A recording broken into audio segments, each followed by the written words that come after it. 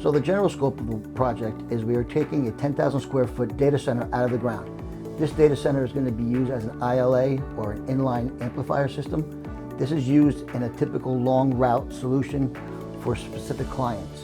We are taking the building out of the ground, we are doing the landscaping and fitting out the interiors.